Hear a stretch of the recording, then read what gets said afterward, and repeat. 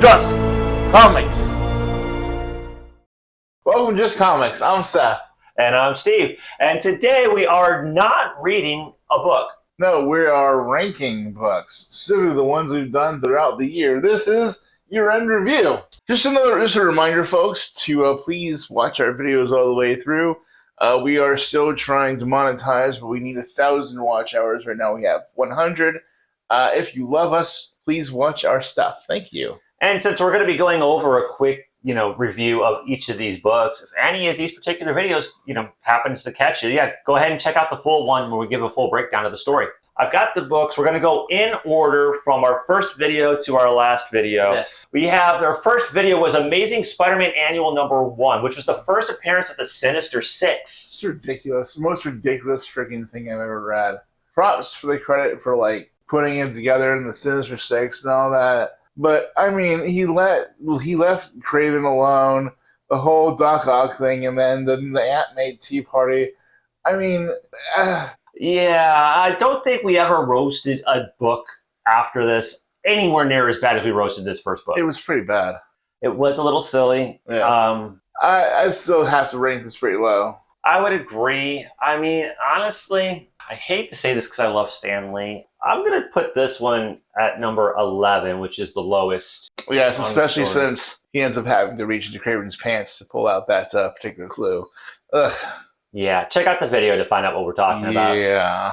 On the art, again, I'm actually a big Steve Ditko fan. I think he's really cool, but I'm still going to kind of feel like this one's going to be ranked at number 11. I agree. This one's definitely the weakest of the ones we've done so far.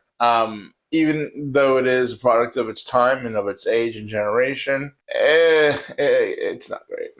And keep in mind, just because a book's at the bottom of the list, that's just how it ranks against the other books that we have on the list. It doesn't mean that we hate the book. And it doesn't mean that you should not go back and watch it, because we're hilarious. If you don't think so, well, something's wrong with you. All right, so the next book that we have was Miss Marvel's No Normal. Yes. So my issue with this is that it was 5 issues and nothing happened. I mean, I thought Miss Marvel as a character, Kamala Khan, was well written. Mm-hmm. Yeah, the story-wise, you would think that more things were... I get it's an origin, but, I mean, more things happen. And, for example, Isom 1 than happened in Miss Marvel in the first... That was the one issue that happened in Miss Marvel's 5 issues. So, yeah. As much as I enjoyed it, the full run, that's not the full run, that was just the first one, so... Story for this one, I'm actually willing to put this one at number 10. Same. Now, I did like the art style somewhat, but... Well, I mean, look, the guy couldn't even draw a straight line for a panel border. That's true. He didn't even draw half the faces in the background, and his characters just weren't even very attractive. True, but the chicken dude was... bird dude, I mean, was pretty scary and very, well done with the creepy eyes, but other than that... Yeah, but when you compare it against the artwork that we have coming up, I mean, I'm still thinking 10. Same. So, story 10, art 10 on Miss Marvel, No Normal. All right, so then after that, it was Christmas time, and so we did Superman Peace on Earth. Beautiful book. Very, very nicely drawn, very well written. Written by Paul Dini. Yes, and it's a part of a series, of a set. We've done Peace on Earth and Wonder Woman Spirit of Truth. Next year we are planning to do the third book, which is... Shazam! Power of Hope. Yes, so look forward to that one if you enjoy the art and writing style of Peace on Earth and Spirit of Truth. We're going to have a couple Paul Dini books on here, and coming up, we're going to have a few more Paul Dini books in 2025. So the plot of this one is Superman decided that he wanted to solve world hunger, and he had a great plan for it.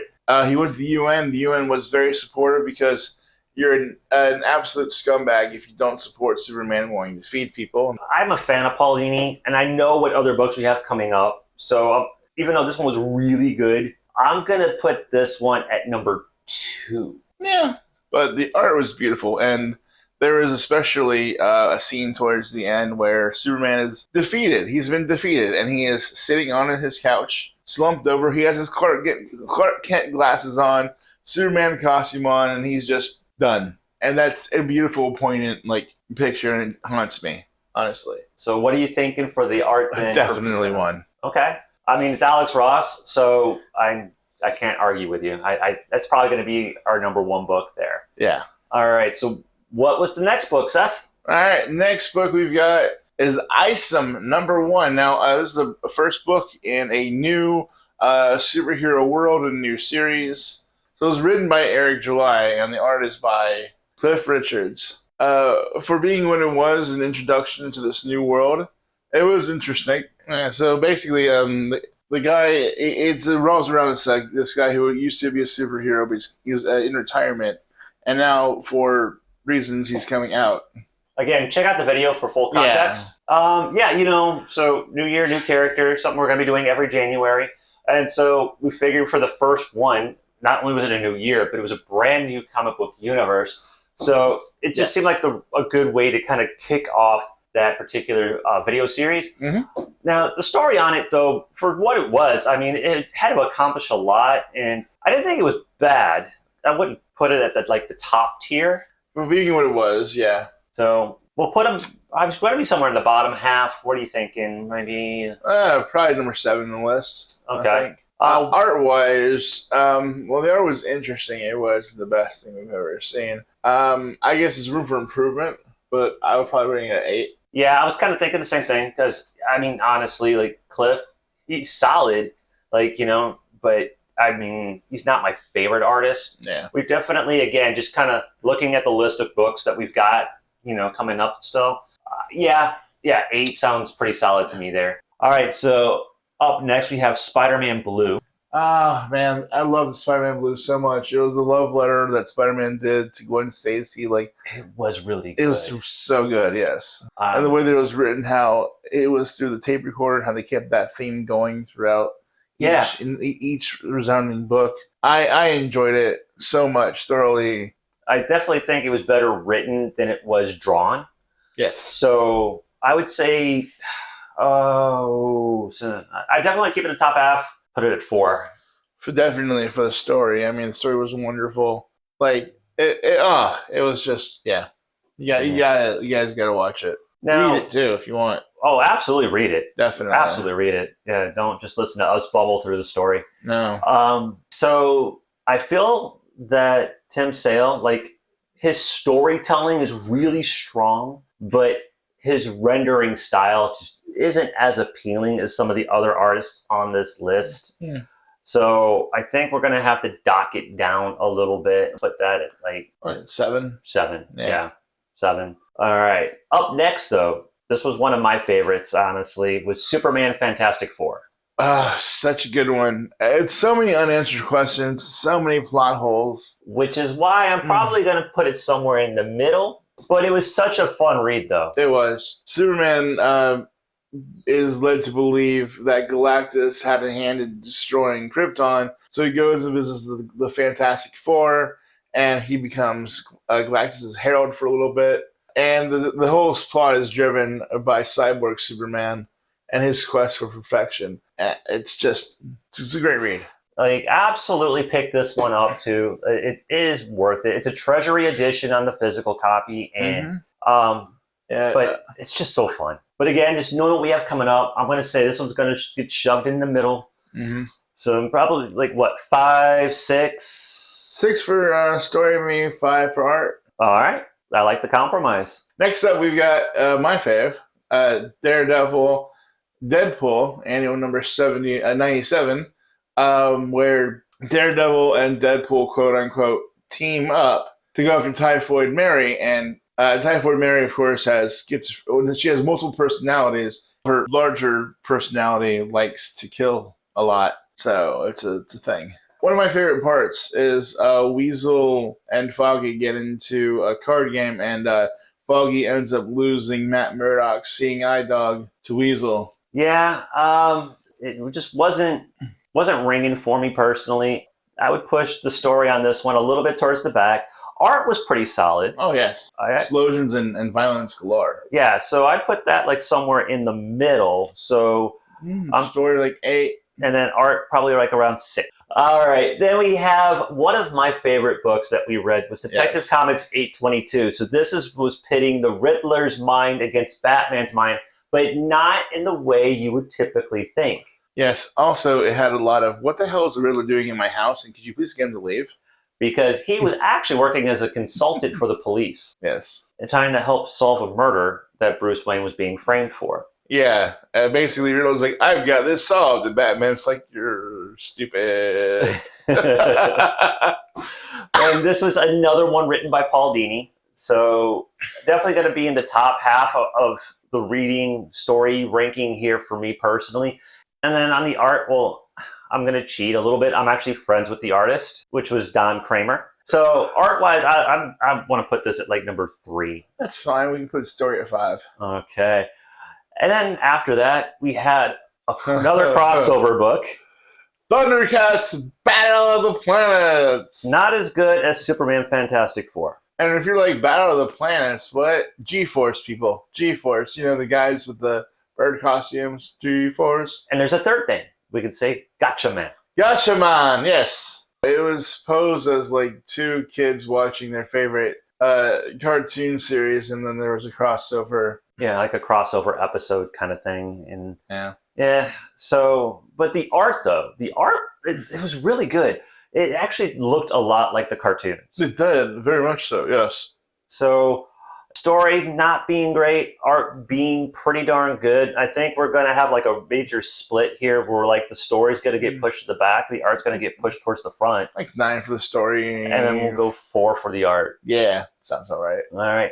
And then we have my personal favorite book that we read, which was Amazing Spider-Man number 248, The Kid Who Collects Spider-Man.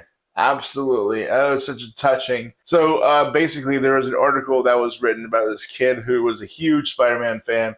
He went out of his way to even like collect bullets that had lodged themselves into walls. He had clippings and photos and like anything that he can get his hands on. Any Spider-Man paraphernalia. Huge, huge fan. But his greatest wish was to meet Spider-Man. And Spider-Man read the article and fulfills this kid's wish. He absolutely does. It is touching. It is major feels worthy. It's definitely worth a read, and watch the video too. If I had to pick one of our videos to go and watch, this is the one. Absolutely. Now, art-wise, it was kind of blah. Yeah, Ron Friends, I like Ron Friends, but this was just not his best stuff. But this story's got to be ranked number 1. Absolutely. Story-wise, 1. Art-wise, in their hand, this is another weird split, because I would probably put the art at number 9. All right. Well, we're doing that then. Okay. And then the last book of the year. For this video. Yes, because let me explain.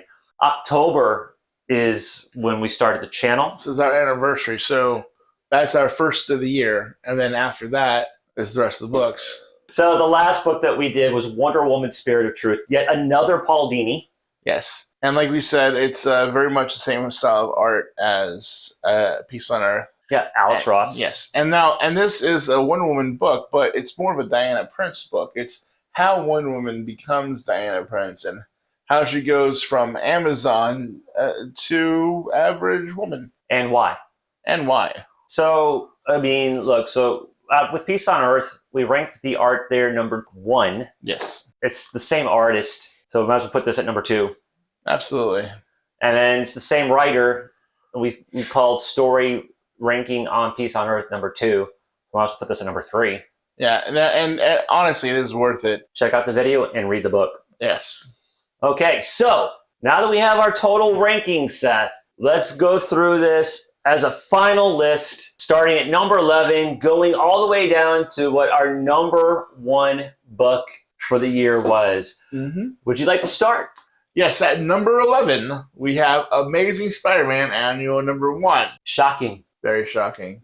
After that, at number 10, we have Miss Marvel's No Normal. For number 9, we have Isom, number 1. And then after that, at number 8, we have Daredevil Deadpool, Annual number 97. And at number 7, we have Thundercats, Battle of the Planets.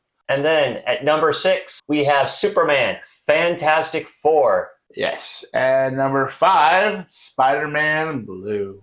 And then at number 4, Amazing Spider-Man number 248. The Kid Who Collects Spider-Man. For number 3, Detective Comics 822 Detective. And at number 2, Wonder Woman, Spirit of Truth. And for number 1 for our year, the number 1 video, Superman, Peace on Earth. I gotta admit, I was kind of surprised at where Amazing Spider-Man 248 wound up in the overall rank. The art kind of pulled it down a little.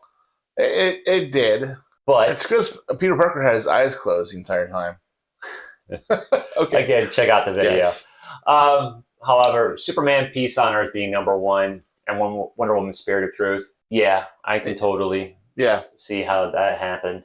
All right, guys, that is our year-end review for all the books.